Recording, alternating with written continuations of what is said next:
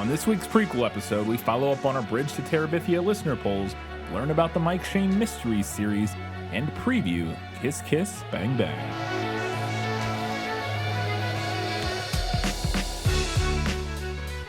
Hello and welcome back to This Film Is Lit, the podcast where we talk about movies that are based on books. We've got another prequel episode. We've got quite a bit to talk about, so we'll get right into it with our patron shoutouts. I put up with you because your father and mother were our finest patrons, that's why. No new patrons this week, but we do have our Academy Award winners, and they are Vic Hammer, Matilde, Steve from Arizona, Paul, Jeff Niederhofer, Teresa Schwartz, Ian from Wine Country, Winchester's Forever, Kelly Napier, Gray Hightower, Gratch, Just Gratch, Shelby's in her Capybara era, That Darn Skag, V. Frank, and Alina Starkov. Thank you all so much for your continued support. Katie, let's see what the people had to say about Bridge to Terabithia. Yeah, well, that's just like your opinion, man. On Patreon, we had 3 votes for the book, 1 for the movie, and 2 listeners who couldn't decide. Matilde said, "So this was a unique experience.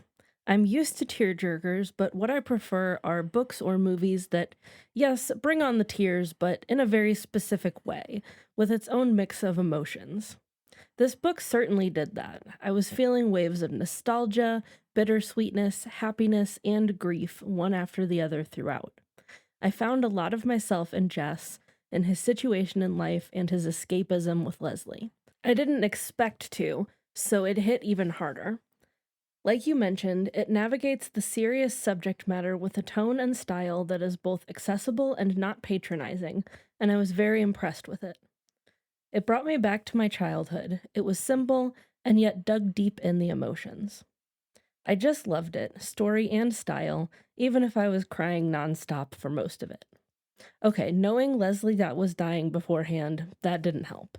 But even the sweeter moments, like Jess with Maybelle, hit very close to home and made me sob. I have no defense when it comes to sibling stuff. It was the first time in a long time, but I couldn't finish the movie. Reading the book was a journey, but having it playing out in front of my eyes and not just in my head was way more difficult to handle. I was steadily crying not even 5 minutes in, just in anticipation, so I turned it off after 15 minutes or so to calm down. I tried to psych myself up to finish it for days afterwards, but I simply couldn't do it. I had to put down my 18-year-old cat this week, so I was already pretty emotional. I think it was safer for me not to force it. It's disappointing because from what I saw and what you guys covered in the episode, it's a lovely adaptation. I'll definitely give the watch another shot in the future when I'm in a better mindset for it. As an additional note, I don't understand why casting Josh Hutcherson was such a process. I thought he was great, very expressive without saying much. I was on board with him as Jesse from the first shot. So I voted that I couldn't decide, since I couldn't evaluate the movie fairly, and I think it would have been a tough decision even if I had managed to finish it. I'm grateful a comedy is coming next. I need the levity now more than ever. Yeah, no, I again, well, I can't say I agree with a lot because you didn't watch the movie, so I don't. You didn't have a lot to say specifically about the movie, but I agree about Josh Hutcherson. I thought he was also fantastic.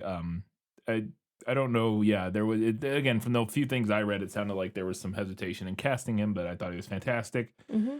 I will say I thought it was interesting because this movie didn't. I am easily gotten by a movies and TV shows and stuff in terms of emotionality and like getting to me. And not to say this one didn't, because it did, but it wasn't as bad as maybe I was expecting it to be. I'm not sure what maybe knowing what was going to happen going in actually helped me, whereas it sounds like for Matilda maybe made it worse, which I thought was interesting because for me maybe knowing made that, I don't know. I there was definitely a handful of moments in particular that like kind of, I welled up a little and got emotional, but it wasn't as intense as I was kind of expecting it to be, which is interesting. It's interesting how different things affect different people like that.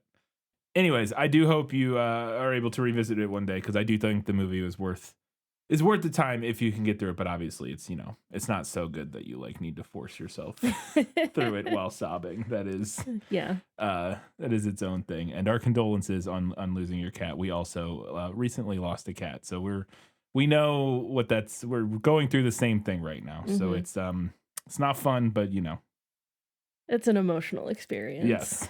Yes, for sure. Our next comment was from Len Flakasinski. I think I nailed it that time. I think you did. Who said, probably the movie that makes me cry most consistently. When I feel like I need to explore that part of my brain, I always return to the same couple scenes in this movie. The reveal, the memorial, the teacher reveal scene especially is heartbreaking. Explaining that it's okay to cry, I think, is even more impactful for a young boy, when boys are generally reinforced not to cry.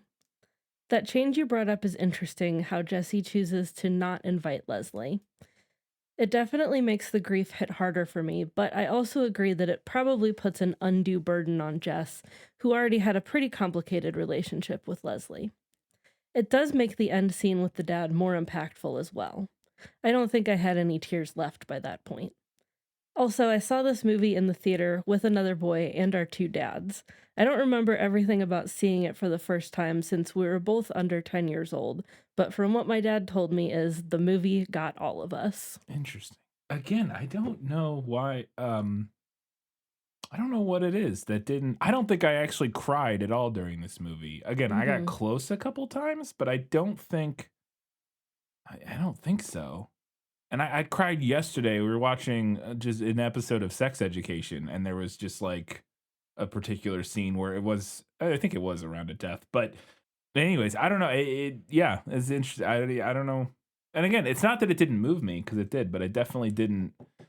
Yeah. Compared to quite a few other movies, it didn't get me in the same way. Yeah, I didn't cry watching this movie. I would say that I'm not like a particularly easy crier. You are not. I cry more at movies than you do. Yes, you do.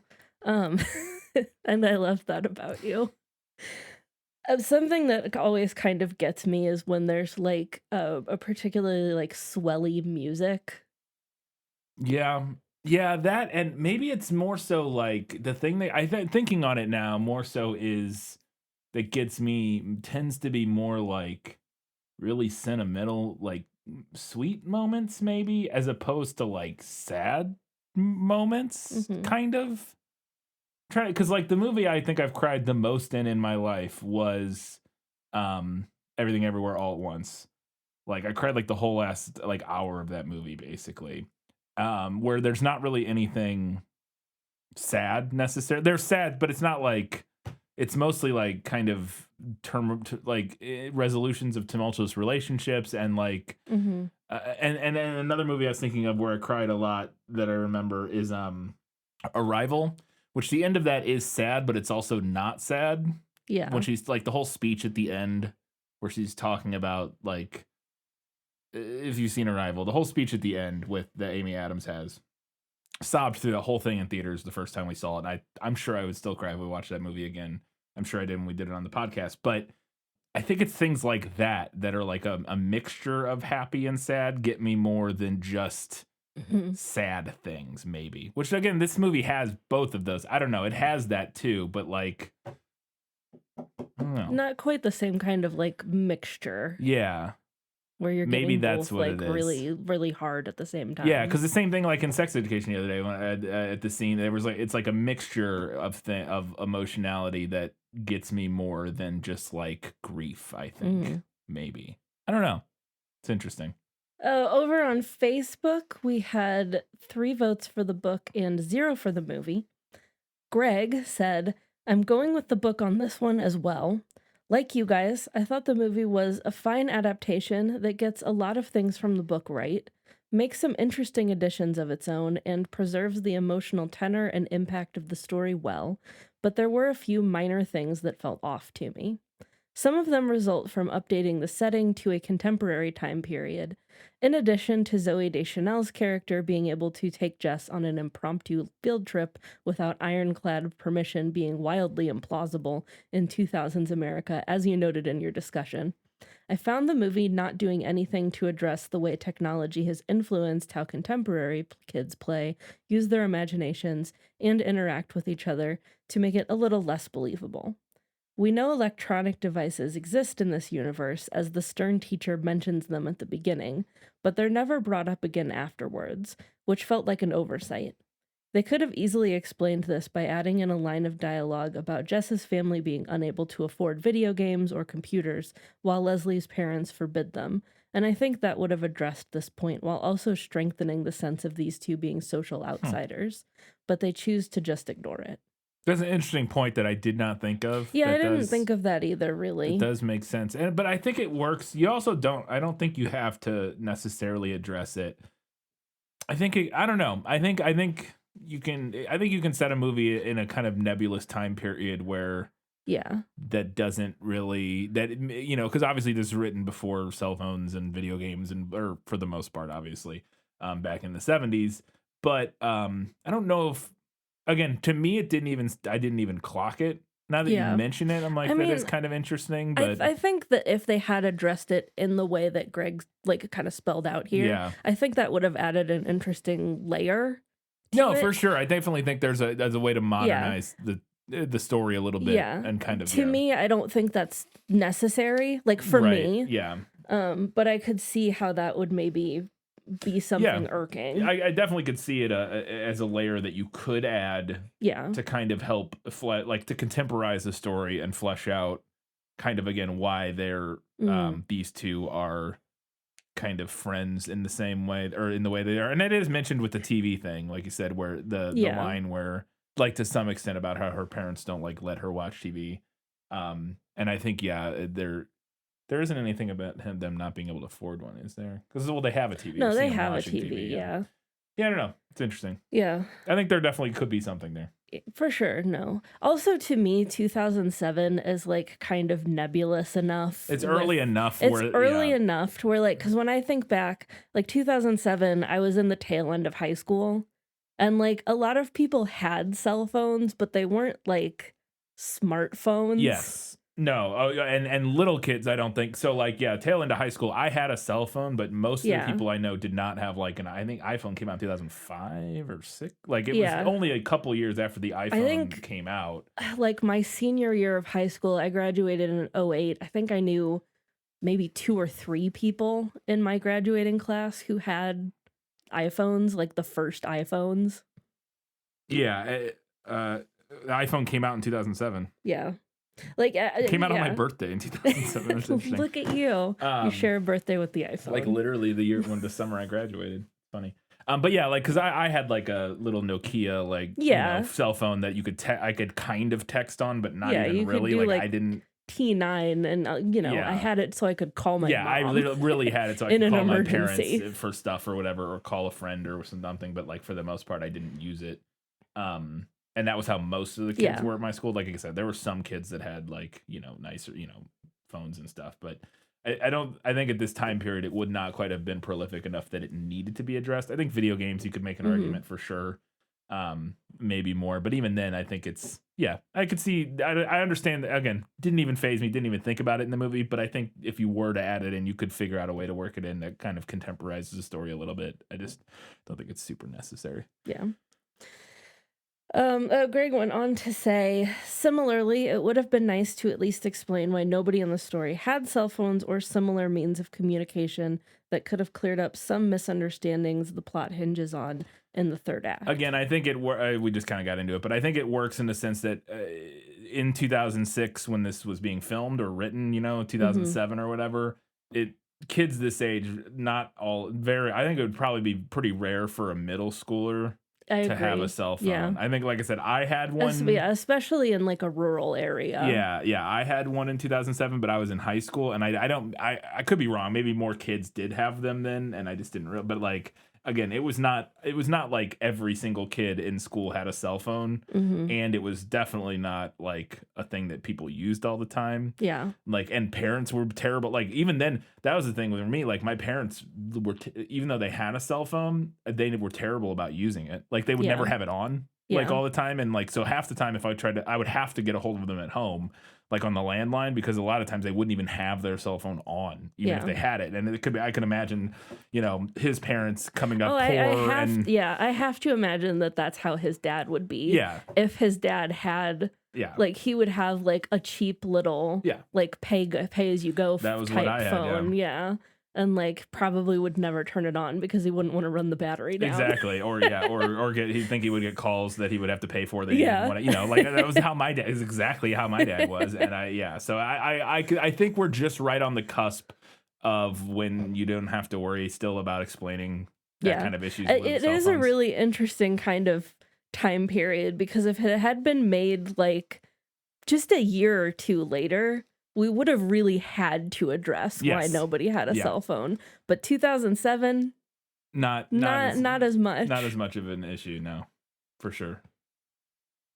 Greg went on to say, I also didn't like the choice to age up the characters. I thought Hutcherson and Rob both gave good performances, but they looked more like 12 or 13 years old to me than 10 or 11 as Jess and Leslie are in the book. I'm not trying to I'm sorry I laughed. It's just, to me, all kids, you gun to my head, how old is this kid? I couldn't tell you if they're I couldn't tell you like any age. I just truly, like, I could get within a ballpark of like 5 years. I could get within a ballpark for sure. Yeah. But like, But this kind of distinction between 10 or 11 or 12 and 13, no Yeah. way would you. I mean, if I had not watched this movie and you just showed me a picture of baby Josh Hutcherson I'd probably, in this film and asked me how old he was, I would probably say anywhere between 9 and 13. Yes, that would be, exactly. I would be like maybe 12, 11, 10. I don't know, like somewhere in that range, maybe. But I think that's not a unique thing, unless you maybe have kids and you were very or a teacher or something where you're around specific ages of kids and like know what that age of kid looks like. But I no idea. Greg said, I think the latter range is really the sweet spot for this story, because in my experience with kids, that's the age at which they both tend to still be imagination driven enough to conjure up something like Terabithia as a way of passing the time, and to have matured enough to start grappling with problems like social class hierarchies and bullying in a more adult way. By prepubescence, I think most kids have started to think of playing pretend as childish, so middle schoolers doing it felt odd to me. Not to mention that this was the point where, at least when I was growing up, the artsy cool girls in the like movie Leslie actually started to accrue some social cachet. Yeah, that's how you say it. I'm not sure. Well, I was going to say I don't agree. You're talking about your experience here, but I would agree that I do think that like around if you're 13, that's like right. You're getting to the age of like the kind of playing they're doing is not. You're really gonna start feeling like it's baby stuff. Yes, yeah, you're definitely pushing it for sure. Again, you've asked me how old they were. I would have said 11. I don't know. I don't like whatever. I don't know. They're old enough to be still doing a made up imagination games. So I don't know, whatever. But like it's just not something I really thought about. But I do agree that's not true, because I did at least once think that they felt a little old for kind of the creating your own magical kingdom and building a tree fort like kind of thing. Like again, it feels more like 10-year-old kind of stuff. But you also have to juxtapose that, like you said, with some of the more complicated, like emotional realities of like bullying and all this sort of stuff, which is not as interesting not as interesting, but is not as complicated when the kids are younger. Like, so I don't know. Yeah. Again, to me, they were close enough to that right age of like 11 that it wasn't. If they looked like 15-year-olds, I would be like, okay. But like looked close enough that my brain was able not to care or think about it. No, really. I agree. And particularly Josh Hutcherson. There's a reason that I've been calling him baby Josh Hutcherson this entire time, because he looks like a very small child to me in this movie. Yeah. He's got like little chubby cheeks. Yeah. Anna Sophia Robb, I think, looks maybe a little older than he does, but I think that works because girls typically do at that age. Yeah. As for the artsy cool girls, becoming popular kind of at that age range, maybe I think that depends a Maybe, lot on yeah. the school. Yes, I and the think other that, kids, yes, and for that's- sure. Because that was most assuredly not the case when the school I was at. I would say in middle school, in my school, I can't think, like, the girls that were like this were not popular. They maybe weren't picked on, which again, she Yeah. wasn't really super picked on other than by that one kid. Right. Like they weren't really picked on or anything, but they also weren't like cool. They were like the weird girls. Yeah. I don't know. Like it, yeah. Greg went on to say, I'm not sure whether the filmmakers did this because they wanted to introduce a proto-romantic subtext to the friendship, or because they couldn't find younger actors skilled enough to carry off the range of emotions required. But the change didn't totally work for me. Fair enough. We've covered it. Yeah. Finally, this may be a provincial complaint, but as someone who grew up in the mid-Atlantic region and spent a ton of my childhood playing in woods like the ones the kids play in the book, the fact that this was shot in New Zealand was distractingly obvious to me, because the landscapes, vegetation, wildlife, and so on look nothing like those in Maryland. Yeah. Yeah, in addition to the issue with the obviously Kiwi extras, which you mentioned. Yeah, again, it was pretty obvious to me, and I'm not from that region. I've never even been really to that region, but it just clearly didn't really look. I would say clearly didn't look like America. Like I could have bought it if you didn't look too hard, but it also, yeah, if you're from that region, I could imagine being like, yeah, that's not. Yeah. A minor thing that might not bother people who aren't from the region where the story takes place, but it did take me out of it. All in all, these are nitpicks. I completely agree with both of you that it's still a good movie, but I will stick with the book, which, while it was obviously written in a different time and social climate and has some dated elements as a result, still coheres a bit better for me. Awesome. Well, thank you very much, Greg.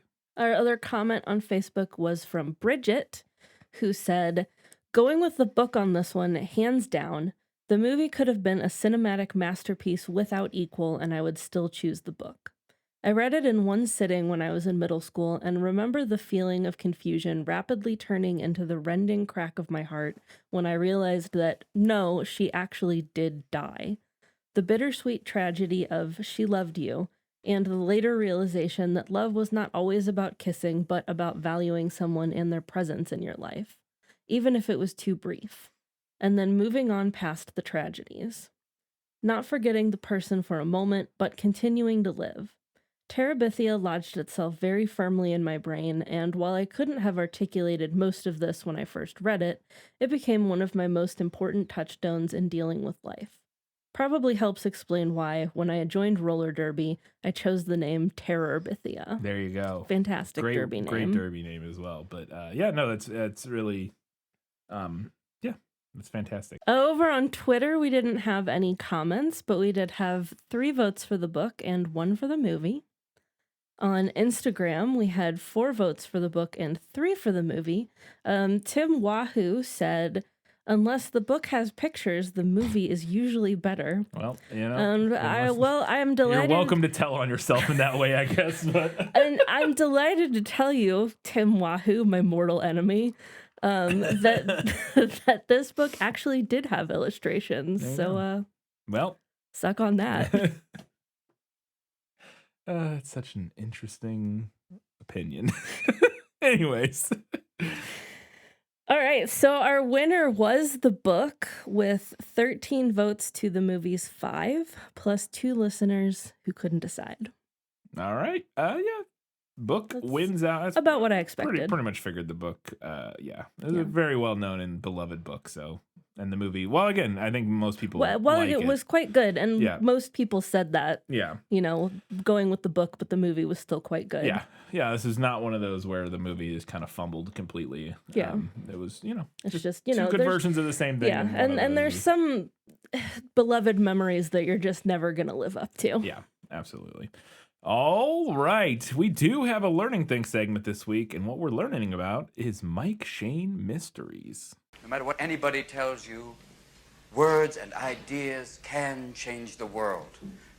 Okay, so I had never heard of this I hadn't series. either. So I thought it might be nice before we have this discussion to just get like a little bit of background Yeah. information on this book series, because I'm guessing that that's going to be the case for a lot of our listeners as well.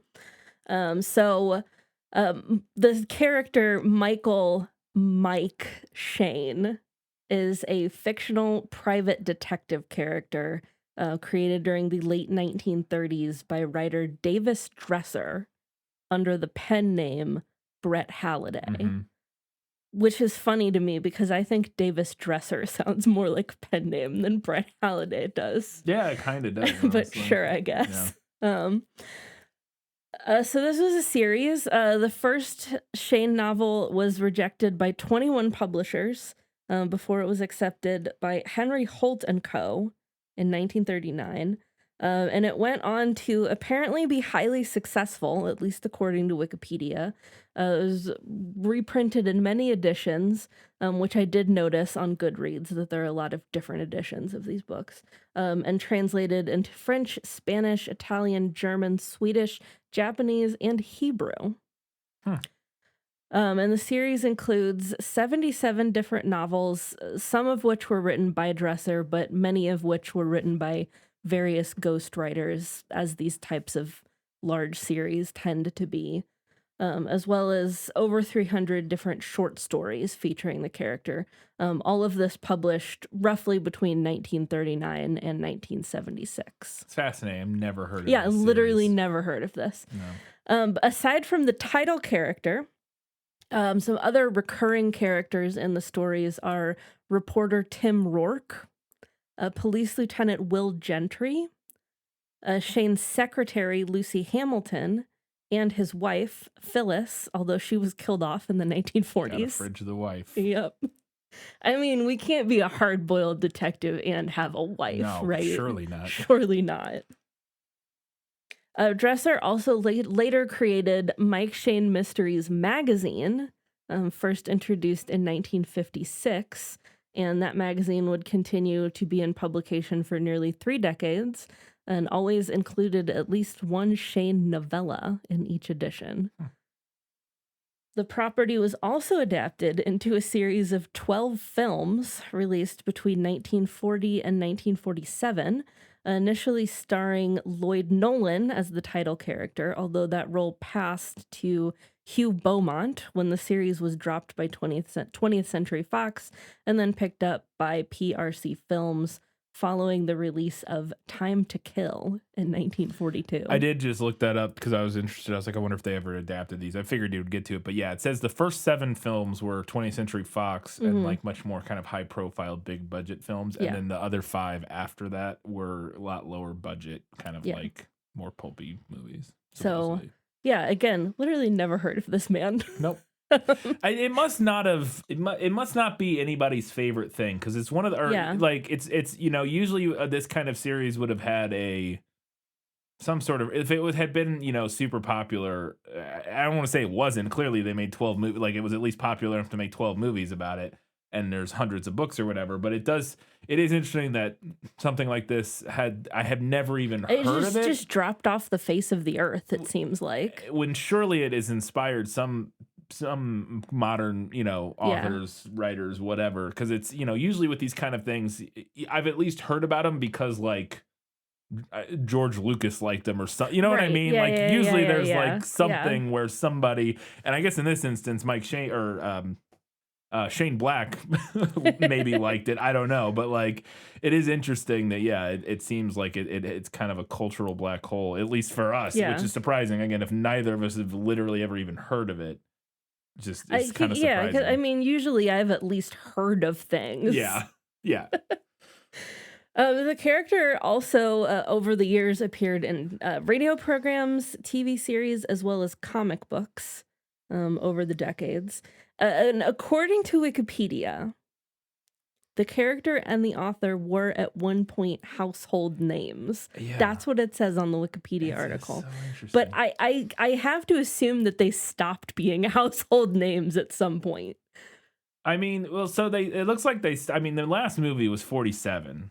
And the last book was like 76. Yeah. So I guess if it's they just yeah. if they just stopped being popular once they stopped coming out. And there was probably something else similar that took its place. Like there's probably other, obviously maybe a similar type of thing would be like James Bond. Like obviously it's not this.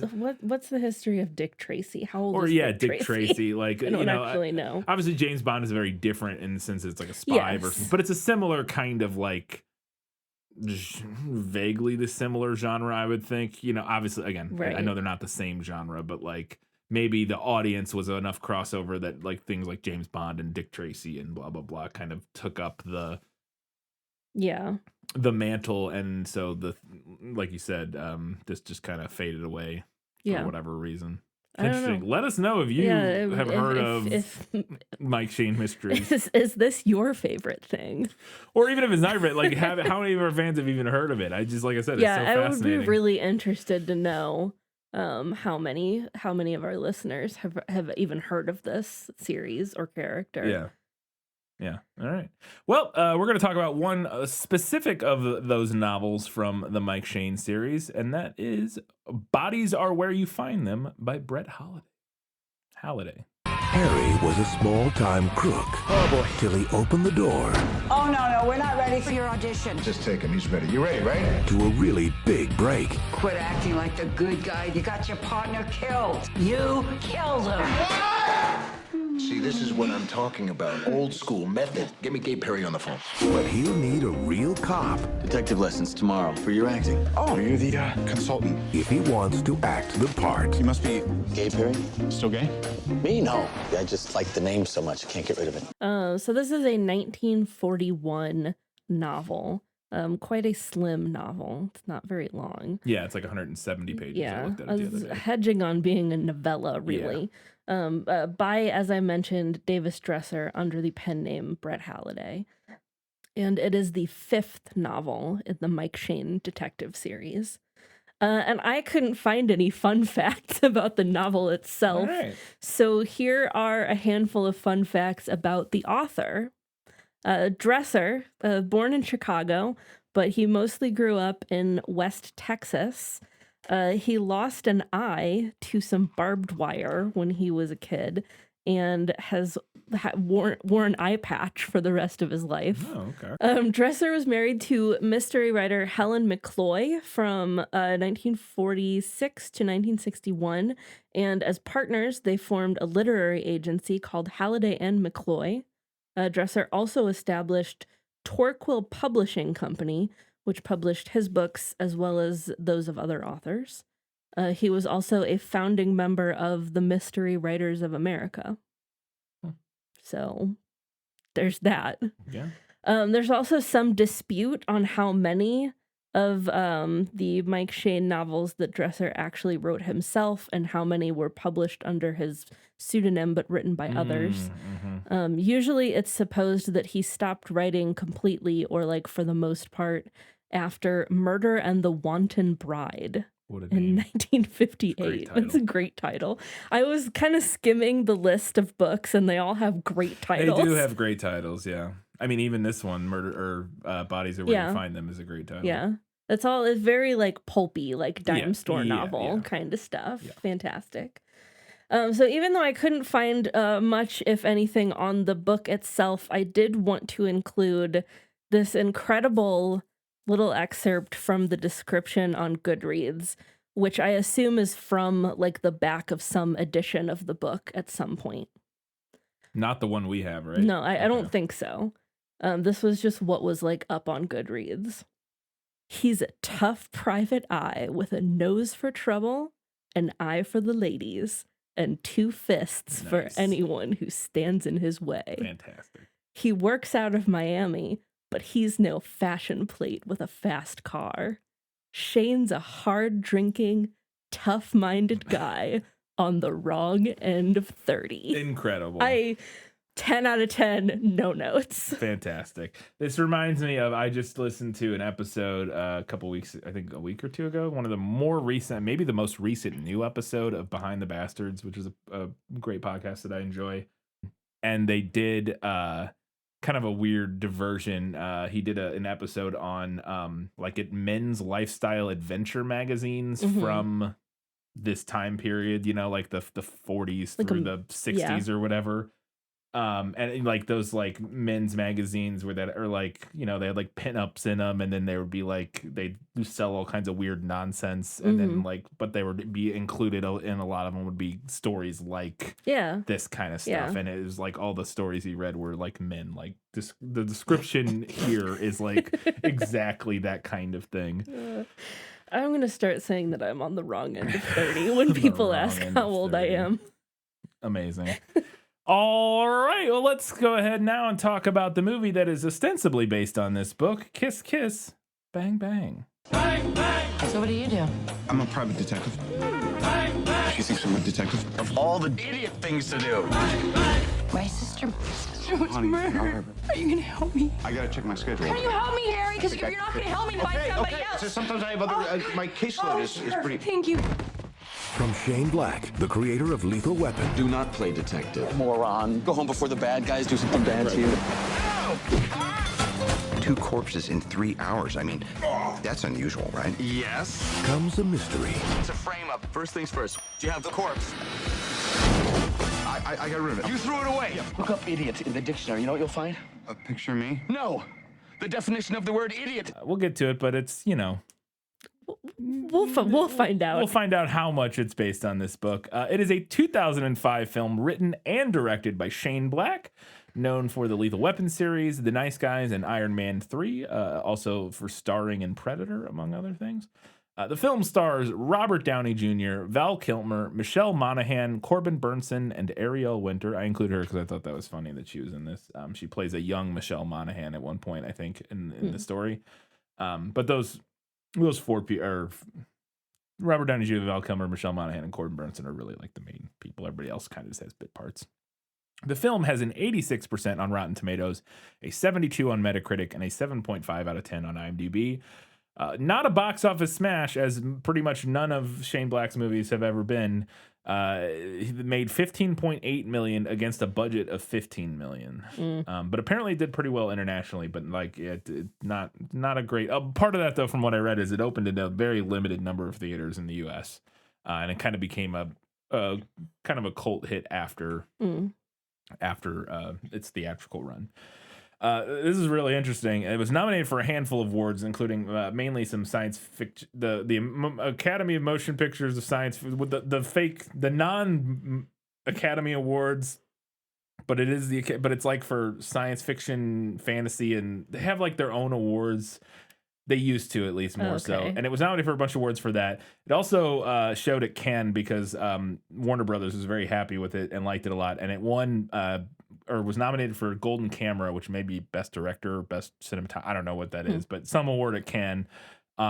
Did not win. But more interestingly, I thought this was fascinating. It was one of the nominees for Outstanding Film Wide Release at the GLAAD Awards that year, which, if you don't know, the GLAAD Awards is the LGBTQ like movie and TV awards, basically.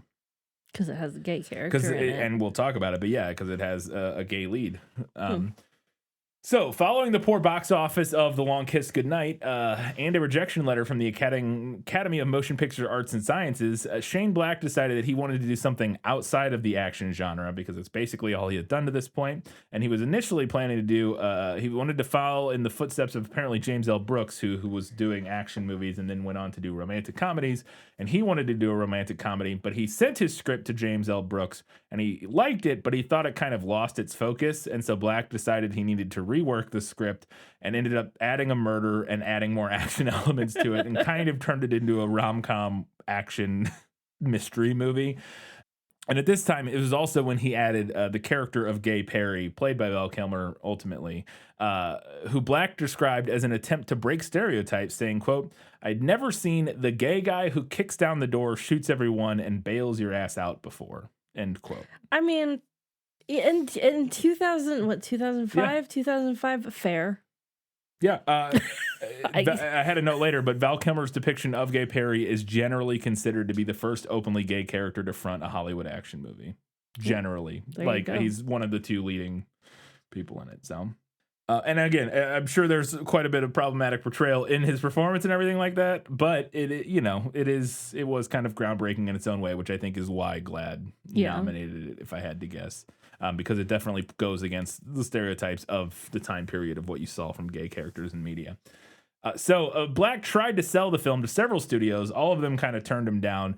Eventually, he would get a break from his friend Joel Silver, who had produced the Lethal Weapon series and The Last Boy Scout with him. And at this time, the script was titled You'll Never Die in This Town Again. But after he signed on with Joel Silver at Warner Brothers, they changed the name to LAPI. And actually had several different actors considered for the leading role, which Robert Downey Jr. would go on to play. And some of those other actors included Benicio del Toro, Hugh Grant, and Johnny Knoxville. And I read somewhere else that Johnny Knoxville was actually set up to play this role before being recast for whatever reason by Robert Downey Jr. But speaking of Robert Downey Jr., he heard about this movie from his girlfriend at the time, who was Joel Silver's assistant. And they actually went on to get married, and they've been married since 2005, so like literally the year this movie came out. And he auditioned for the role because of his girlfriend telling him about it. He ended up being cast, and the primary reason he was cast in the role, they liked his performance and everything and thought he'd be good in it, but also they knew he would be cheap because it's funny in retrospect now that Robert Downey Jr. would be cheap, but this is coming right off of him being out of jail and kind of his career this is several years before Iron Man. But yeah, he was incredibly affordable at the time, so they were like, that's a good reason to do it. So eventually the title was changed again from LAPI to Kiss Kiss Bang Bang, and supposedly this is a Val Kilmer suggestion, and Black went with it because he thought it was, quote, blunt and austere, and it also accurately described how the plot was half rom-com and half murder mystery. So Kiss Kiss and Bang Bang. And we also talked about in the James Bond episode that was Mr. Kiss Kiss Bang Bang. Yes. Was kind of a moniker that in foreign media they would kind of talk or use it as a nickname for James Bond, basically, Mr. Kiss Kiss Bang Bang, which I'm sure is probably where Val Kilmer heard it or got it from, and then recommended it for the title. So another note about Val Kilmer, supposedly didn't drink during the entire production as a show of support for Robert Downey Jr., who was, fairly freshly in recovery at this period of his life. Speaking of Robert Downey Jr., this is supposedly his favorite movie that he's done, and is considered actually one of the main reasons that he landed the role as Tony Stark. I believe there's actually crossover in maybe the casting director or something on these two films, but this role is credited as the main reason that he would go on to be cast as Tony Stark a couple years after this. And then as a thank you to Shayne Black for putting him in this movie, Robert Downey Jr. would push for Shayne Black to come and direct an Iron Man film, and ultimately he would direct Iron Man 3, the most hated of the Iron Man. Actually, that's not true. I was going to say, didn't people hate Iron Man 2 more? Maybe, I don't know. Iron Man 3 is very controversial.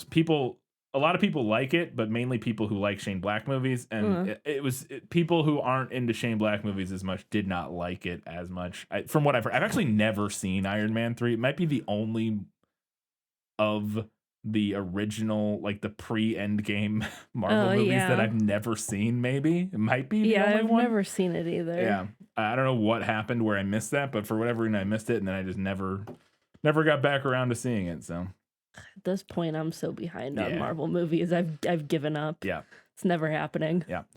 So there's a big Hollywood party at the beginning of the film, and this was actually shot at Shayne Black's actual LA mansion, where he would have similar industry parties, which is what this ends up being. So it was basically just filming the reality.